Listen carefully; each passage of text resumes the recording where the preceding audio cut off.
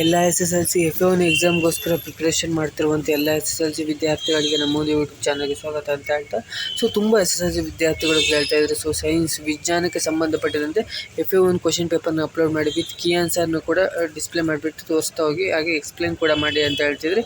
So ಅದಕ್ಕೋಸ್ಕರ ಈ ಒಂದು ವಿಡಿಯೋನ ಮಾಡ್ತಿದ್ವಿ. ಈಗಾಗಲೇ ಕೆಲವೊಂದಿಷ್ಟು ಜಿಲ್ಲೆಗಳಲ್ಲಿ FA1 ಎಕ್ಸಾಮ್ ಕೂಡ ಸ್ಟಾರ್ಟ್ ಆಗಿದೆ, ಕೆಲವೊಂದಿಷ್ಟು ಜಿಲ್ಲೆಗಳಲ್ಲಿ ಇನ್ನೂ ಕೂಡ FA1 ಎಕ್ಸಾಮ್ ಸ್ಟಾರ್ಟ್ ಆಗಿಲ್ಲ. ಆಲ್ರೆಡಿ ನಾನು ವಿಜ್ಞಾನಕ್ಕೆ ಸಂಬಂಧಪಟ್ಟಿರೋ ಒಂದು ಕ್ವಶನ್ ಪೇಪರ್ನ ಅಪ್ಲೋಡ್ ಮಾಡಿದ್ದೀನಿ.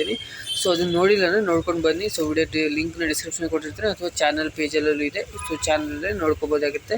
ಸೊ ಇದು ಸೆಟ್ 2 ಆಗಿರುತ್ತೆ. ಸೊ ಸೆಕೆಂಡ್ ಪೇಪರ್ ಆಗಿರುತ್ತೆ. ಸೊ ಇದು ವೆರಿ ಇಂಪಾರ್ಟೆಂಟ್ ಕ್ವಶನ್ ಪೇಪರ್ ಅಂತಲೇ ಹೇಳ್ಬೋದಾಗಿದೆ. ಸೊ ಇದೊಂದು ಕ್ವಶನ್ ಪೇಪರ್ನ ಓದ್ಕೊಂಡು ಹೋದರೆ ಸೊ ನೀವು ಈಸಿಯಾಗಿ ಪಾಸಿಂಗ್ ಮಾರ್ಕ್ಸ್ನ ತೆಗಿಬೋದಾಗಿರುತ್ತೆ. ಹಾಗೆ ಯಾರೆಲ್ಲ 20/20 ಮಾರ್ಕ್ಸ್ನ ತೆಗಿಬೇಕಂತೀರ, ಜಸ್ಟ್ ಇದೊಂದು ಕ್ವಶನ್ ಪೇಪರ್ನ ಜಸ್ಟ್ ಒಂದು ಸತಿ ಓದ್ಕೊಂಡು ಹೋಗಿದ್ರೆ ಸೊ ನೀವು ಈಸಿಯಾಗಿ 20/20 ಮಾರ್ಕ್ಸ್ನ ತೆಗಿಬೋದಾಗುತ್ತೆ. ಸೊ ತುಂಬಾ ಇಂಪಾರ್ಟೆಂಟ್ ಕ್ವಶನ್ ಪೇಪರ್ ಅಂತಲೇ ಹೇಳ್ಬೋದು. ಈ ಒಂದು question paper very important question paper. ಅದಕ್ಕಿಂತ ಮುಂಚೆ ನೀವೇನಾದರೂ ಫಸ್ಟ್ ಟೈಮ್ ನಮ್ಮದು ಯೂಟ್ಯೂಬ್ ಚಾನಲ್ಗೆ ವಿಸಿಟ್ ಮಾಡಿದರೆ ವಿಡಿಯೋಗೊಂದು ಲೈಕ್ ಕೊಡಿ, ಹಾಗೆ ಚಾನಲ್ನ ಸಬ್ಸ್ಕ್ರೈಬ್ ಮಾಡ್ಕೊಂಡಿಲ್ಲ ಅಂದರೆ ಸಬ್ಸ್ಕ್ರೈಬ್ ಮಾಡಿಕೊಂಡು ವಿಡಿಯೋನ ಶುರು ಮಾಡೋಣ. ಸೊ ಮೊದಲನೇದಾಗಿ ಬಂದುಬಿಟ್ಟು 2 ವಿಜ್ಞಾನ ಅಂತ ಕೊಟ್ಟಿದ್ದಾರೆ. ಸೊ ನೋಡ್ಬೋದು 10ನೇ ತರಗತಿ ವಿಜ್ಞಾನ ಅಂಕಗಳು 20 ಅಂಕ 20 ಮಾರ್ಕ್ಸಿಗಿರುತ್ತೆ.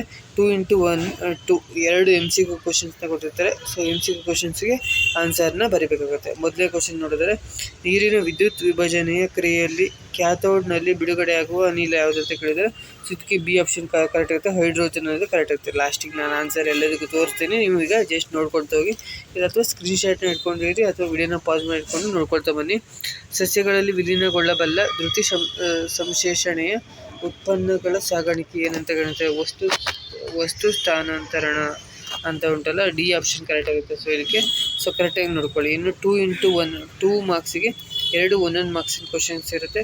ವಿದ್ಯುತ್ ವಿಭಾಂತರವನ್ನು ನಿರೂಪಿಸಿ ಅಂತ ಕೇಳಿದರೆ, ನೆಕ್ಸ್ಟ್ ಒಂದು ಪ್ರಾಬ್ಲಮ್ ಕೊಟ್ಟಿದ್ದಾರೆ.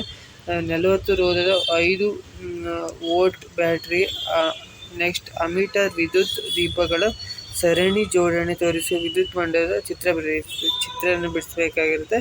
ಸೊ ಇದನ್ನು ಚಿತ್ರ ಬಿಡಿಸಿದ್ರೆ ನಿಮಗೆ 1 ಮಾರ್ಕ್ಸ್ ಸಿಗುತ್ತೆ. ಜಸ್ಟ್ ಇದೇನು ಸಿಂಪಲ್ ಆಗಿರುತ್ತೆ ಚಿತ್ರ, ನೋಡ್ಕೊಂಡಿರಿ. ನಿಮ್ಮ ಇದರಲ್ಲಿ ಬುಕ್ಕಲ್ಲೂ ಇರುತ್ತೆ, ನಾನು ಲಾಸ್ಟಿಗೆ ಆನ್ಸರ್ನ ತೋರಿಸ್ತೀನಿ, ನೀವು ಟೆನ್ಷನ್ ಮಾಡ್ಕೊಂಡು ಹೋಗ್ಬಿಡ್ಬೇಡ. ನೆಕ್ಸ್ಟ್ 3x2 ಅಂದರೆ 2 ಮಾರ್ಕ್ಸಿಂದು 3 ಕ್ವಶನ್ಸ್ನ ಅಟೆಂಡ್ ಮಾಡಬೇಕಾಗುತ್ತೆ. ಸೊ ನಿಮಗೆ ಇಲ್ಲಿ ತುಂಬಾ ಕ್ವಶನ್ ಕೊಟ್ಟಿರ್ತಾರೆ, ನೋಡ್ಬೋದು. ವಿದ್ಯುತ್ ಮಂಡಲದಲ್ಲಿ ವಿದ್ಯುತ್ ಉಪಕರಣವನ್ನು ಸರಣಿ ಕ್ರಮದಲ್ಲಿ ಜೋಡಿಸುವ ಬದಲು ಸಮಾಂತರವಾಗಿ ಜೋಡಿಸುವುದರಿಂದ ಆಗುವ ಪ್ರಯೋಜನವೇನು ಅಂತ ಹೇಳಿದರೆ ಕಾರಣವನ್ನು ಕೂಡ ಕೊಡಬೇಕಾಗುತ್ತೆ. ನೆಕ್ಸ್ಟ್ ಮಾನವ ಹೃದಯದ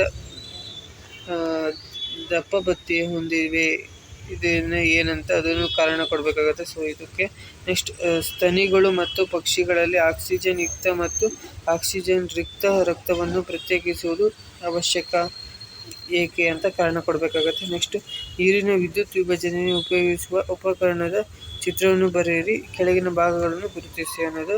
ಸೊ ಈ 3 ಕ್ವಶನ್ ಕೂಡ ತುಂಬಾ ಇಂಪಾರ್ಟೆಂಟ್ ಆಗಿದೆ. ಸೊ ವೆರಿ ಇಂಪಾರ್ಟೆಂಟ್ 6 ಕ್ವಶನ್ಸ್ ಇದಿಷ್ಟು. ಸೊ ಇದಿಷ್ಟನ್ನ ನೋಡ್ಕೊಂಡಿರಿ. ನೆಕ್ಸ್ಟ್ 2x3 ಅಂದರೆ 3 ಮಾರ್ಕ್ಸಿಂದು 2 ಕ್ವಶನ್ಸ್ನ ಅಟೆಂಡ್ ಮಾಡಬೇಕಾಗುತ್ತೆ. ಸೊ ಇಲ್ಲಿ ನೋಡ್ತಾ ಇರ್ಬೋದು. ಸೊ 8 ಮತ್ತು 9ನೇ ಕ್ವಶನ್ 2 ಕ್ವಶನ್ಸ್ನ ಅಟೆಂಡ್ ಮಾಡಬೇಕು.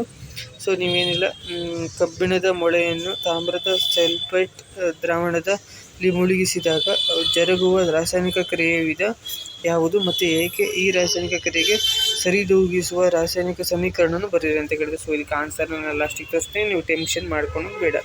ಓಮನ್ ನಿಯಮವನ್ನು ನಿರೂಪಿಸಿ ಅಂತ ಕೇಳಿದ್ರೆ, ನೆಕ್ಸ್ಟ್ 6, 9 ಆ್ಯಂಡ್ 4 ರೋಧ ಹೊಂದಿರುವ ರೋಧಕಗಳನ್ನು ಸಮಾಂತರವಾಗಿ ಜೋಡಿಸಿದಾಗ ಮಂಡಲದಲ್ಲಿ ಒಟ್ಟು ರೋಧವನ್ನು ಕಂಡುಹಿಡಿಯಿರಿ ಅಂತ ಕೊಟ್ಟಿದ್ದಾರೆ. ಸೊ ಒಂದು ಪ್ರಾಬ್ಲಮ್ ಬಂದೇ ಬರುತ್ತೆ, ನಾನು ಹೇಳಿದ್ನಲ್ಲ, ಒಂದು ಪ್ರಾಬ್ಲಮ್ ಕೊಡ್ತಾರೆ. ಸೊ 2 ಕ್ವಶನಿಂದ 6 ಮಾರ್ಕ್ಸ್ ಬರುತ್ತೆ. 2 ಕ್ವಶನ್ಸ್ನ ನೋಡ್ಕೊಂಡಿರಿ. ನೆಕ್ಸ್ಟ್ 1x4 ಮಾರ್ಕ್ಸಿಗೆ ಒಂದು ಕ್ವಶನ್ನ ಕೊಟ್ಟಿದ್ದಾರೆ. 10ನೇ ಕ್ವಶನು, ತೆರೆದ ಪತ್ರರಂಧ್ರವನ್ನು ತೋರಿಸುವ ಚಿತ್ರ ಬರೆದು ಕೆಳಗಿನ ಭಾಗಗಳನ್ನು ಗುರುತಿಸಿ. ಕಾವಲು ಕೋಶಗಳು ಮತ್ತು ಪತ್ರರಂಧ್ರಗಳು. ನೆಕ್ಸ್ಟ್ ಕಾವಲು ಜೀವಕೋಶ ಕಾರ್ಯವೇನು? ತೆರೆದ ಪತ್ರರಂಧ್ರ ಸಸ್ಯಕ್ಕೆ ಯಾವ ರೀತಿ ಸಹಾಯವಾಗಿದೆ ಅನ್ನೋದು. 2 ಕೂಡ ತುಂಬಾ ಇಂಪಾರ್ಟೆಂಟ್ ಇದೆ. ಸೊ ಎ ಮತ್ತು ಬಿ ಅಂತ. ಸೊ ಇದಕ್ಕೆ ನಿಮಗೆ 4 ಮಾರ್ಕ್ಸ್ ಇರುತ್ತೆ. ಸೊ ಇದಕ್ಕೆ ಆನ್ಸರ್ನ ನೋಡ್ತಾ ಹೋಗೋದಾದರೆ, ಸೊ ನೋಡ್ಬೋದು ಇಲ್ಲಿ ಆನ್ಸರ್ನ ಕರೆಕ್ಟಾಗಿ ಕೊಟ್ಟಿದ್ದಾರೆ. ಸೊ ಹೈಡ್ರೋಜನ್ ವಸ್ತು ಸ್ಥಾನಾಂತರಣ. ಸೊ ನೀವು ವಿಡಿಯೋನ ಪಾಸ್ ಮಾಡಿಕೊಡಿ ಅಥವಾ ಸ್ಕ್ರೀನ್ಶಾಟ್ನ ತೊಗೊಂಡ್ಬಿಟ್ಟು ನೋಡ್ಕೊಳ್ತಾ ಬನ್ನಿ. 3ನೇ ಕ್ವಶನ್ಗೆ ಆನ್ಸರ್ನ ನೀವು ಇಷ್ಟು ಬರೀಬೇಕಾಗುತ್ತೆ. ಸೊ ಇಷ್ಟು ಆನ್ಸರ್ನ ನೋಡ್ಕೊಂಡಿರಿ. ಸೊ ವಿಡಿಯೋನ ಪಾಸ್ ಮಾಡಿಕೊಂಡು ನೆಕ್ಸ್ಟ್ 4ನೇ ಕ್ವಶನಿಗೆ ಇಷ್ಟು ಆನ್ಸರ್ನ ಬರೆದ್ರೆ ನಿಮಗೆ ಫುಲ್ ಮಾರ್ಕ್ಸ್ ಅನ್ನೋದು ಸಿಗುತ್ತೆ. ನೋಡ್ಕೊಂಡಿರಿ ವಿಡಿಯೋನ ಪಾಸ್ ಮಾಡಿಕೊಂಡು. ನೆಕ್ಸ್ಟ್ 3x2 ಅಂದರೆ 2 ಮಾರ್ಕ್ಸಿಂದ 3 ಕ್ವಶನ್ಸ್ನ ಅಟೆಂಡ್ ಮಾಡಬೇಕು, 6 ಮಾರ್ಕ್ಸ್ ಬರುತ್ತೆ. ಸೊ ಇದಕ್ಕೆ ನಾವು 5th ಒನ್ನಿಗೆ ಇಷ್ಟು ಆನ್ಸರ್ನ ಬರಬೇಕು, 3 ಪಾಯಿಂಟ್ಸ್ನ ಬರಬೇಕಾಗುತ್ತೆ. ಸೊ ಇದು 3 ಪಾಯಿಂಟ್ಸ್ನ ಮಾಡಿದ್ರೆ ನಿಮಗೆ ಫುಲ್ ಮಾರ್ಕ್ಸ್ ಅಂದರೆ 2 ಔಟ್ ಆಫ್ 2 ಮಾರ್ಕ್ಸ್ ಸಿಗುತ್ತೆ ಈ ಒಂದು ಕ್ವಶನಿಗೆ. ಸೊ ಕರೆಕ್ಟಾಗಿ ನೋಡ್ಕೊಂಡಿರಿ, ಇದೇ ಕ್ವಶನ್ ಬರುವ ಚಾನ್ಸಸ್ ತುಂಬಾ ಜಾಸ್ತಿ ಇದೆ. ನೆಕ್ಸ್ಟ್ ಕಾರಣ ಕೊಡಿ ಅಂತ ಕೇಳಿದ್ರಲ್ಲ, ಸೊ ಎ ಮತ್ತು ಬಿಗೆ ಆನ್ಸರ್ ಇಲ್ಲಿದೆ.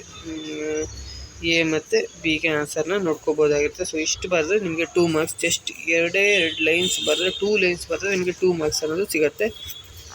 ನೆಕ್ಸ್ಟ್ 7th ಒನ್ನಿಗೆ, ಸೊ ಈ ಚಿತ್ರವನ್ನು ಇದು 100% ನಿಮ್ಮ ಒಂದು ಈ ಆ್ಯನ್ಯುವಲ್ ಎಕ್ಸಾಮ್ ಅಥವಾ ಎಲ್ಲ ಎಕ್ಸಾಮಿಗೂ ಇದು ಫಿಕ್ಸ್ ಕ್ವಶನ್ ಇದು ಬಂದೇ ಬರುತ್ತೆ. ಸೊ ಇದನ್ನು ನೋಡ್ಕೊಂಡಿರಿ, ಸೊ ಈ ಒಂದು ಚಿತ್ರನ ಕಲ್ತ್ಕೊಂಡಿರಿ, ಹಾಗೆ ಇದರಲ್ಲಿ ಬರುವಂಥ ಭಾಗಗಳನ್ನು ಕಲ್ತ್ಕೊಂಡಿರಿ. ಸೊ ಅದನ್ನು ಗುರುತಿಸಬೇಕಾಗತ್ತೆ. ನೆಕ್ಸ್ಟ್ 2 into 3 ಅಂದರೆ 3 ಮಾರ್ಕ್ಸಿಂದ 2 ಕ್ವಶನ್ಸ್ನ ಅಟೆಂಡ್ ಮಾಡಬೇಕು.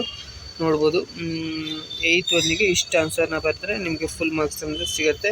ಸೊ ವಿತ್ ಫಾರ್ಮುಲಾ ಕೂಡ ಮೆನ್ಷನ್ ಮಾಡಬೇಕಾಗುತ್ತೆ. ನೆಕ್ಸ್ಟ್ 9ಕ್ಕೆ ಓಮ್ನ ನಿಯಮವನ್ನು ನಿರೂಪಿಸಿ, ಅದನ್ನು ನಿಯಮವನ್ನು ನಿರೂಪಿಸಬೇಕಾಗುತ್ತೆ. ಸೊ ನೆಕ್ಸ್ಟ್ ರೋಧಕವನ್ನು ಕಂಡುಹಿಡಬೇಕಾಗುತ್ತೆ, ಒಟ್ಟು ರೋಧವನ್ನು ಕಂಡುಹಿಡಬೇಕಾಗುತ್ತೆ. ಸೊ 2 ಕೂಡ ಇಂಪಾರ್ಟೆಂಟ್ ಇದೆ. ಸೊ ಇದು ಓಮ್ನ ನಿಯಮವನ್ನು ನಿರೂಪಿಸಿದಾಗಿರುತ್ತೆ. ಸೊ ಇದು ಸೊಲ್ಯೂಷನ್ ಆಗಿರುತ್ತೆ. ಸೊ ನೋಡಿಕೊಂಡ್ರೆ ನೆಕ್ಸ್ಟ್ 10th ಒನ್ನಿಗೆ, ಸೊ ಈ ಚಿತ್ರವನ್ನು ಬಿಡಿಸ್ಬಿಟ್ಟು ಈ ಭಾಗವನ್ನು ಗುರುತಿಸಬೇಕಾಗುತ್ತೆ. ಮತ್ತು ಇದಿಷ್ಟು ಆನ್ಸರ್ನ ಬರೆದ್ರೆ ನಿಮಗೆ ಫುಲ್ ಮಾರ್ಕ್ಸ್ ಅನ್ನೋದು ಸಿಗುತ್ತೆ ಅಂತಲೇ ಹೇಳ್ಬೋದಾಗಿದೆ. ಸೊ ಐ ಹೋಪ್ ಈ ಒಂದು ವಿಡಿಯೋದಲ್ಲಿ ನಿಮಗೆ ಎಲ್ಲ ಕ್ವಶನ್ಸ್ನ ಡಿಸ್ಪ್ಲೇ ಮಾಡಿ ತೋರಿಸಿದ್ದೀನಿ, ವಿತ್ ಆನ್ಸರ್ನ ಹೇಳಿದ್ದೀನಿ.